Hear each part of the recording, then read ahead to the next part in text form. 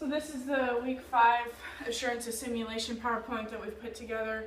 It's going to be going over sympathetic versus parasympathetic nervous system, the different catecholamines that go with each one, how they work, when they work, and how they're released. First, we're going to go over the sympathetic nervous system, which everyone calls the fight or flight. So that is going to be the one where you're going day to day to day, and then all of a sudden you perceive that threat and you have an event that causes your body to need to survive, or it at least perceives the need to survive. As part of that, it's going to release norepinephrine. That's going to increase heart rate, increase contractility, so it's inotropic and chronotropic. Innervate the atria, the ventricles, release glucose from storage. Going to bind to the alpha and beta adrenergic receptors in order to do these chronotropic and inotropic effects. And so what's happening there is by increasing heart rate contractility, you're going to have increased blood flow, increased heart rate, oxygen, so your body's going to be able to meet those demands, those survival demands.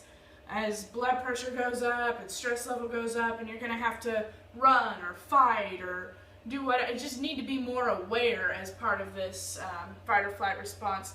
All of these things are going to increase the body's demands for that. More oxygen. Oxygen needs to be pumped through the blood to the vital organs quicker.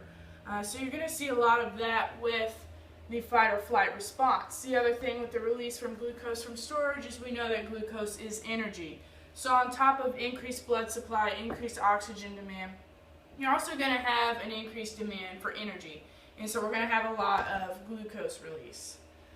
The other thing about the fight or flight response is that it's going to be stimulated by the cardiac plexus. Norepinephrine is released from the cardiac plexus and then stimulates the cardiac plexus at the base of the heart. And that's important. It's going to get right to business. It's going to get right to the heart, right to what it wants to affect. It's not going to have this slow, over the course of a couple hours response or anything like that. It's going to go right to the heart and get the job done.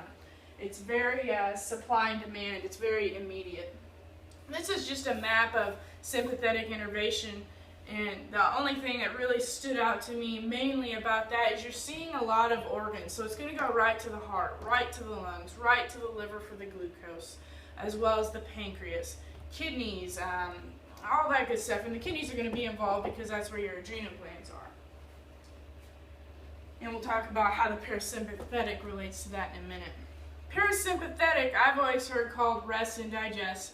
It operates off of the vagus nerve. So is it going to stimulate the heart and stuff like that? Of course, but it's not going directly to the heart at that cardiac plexus.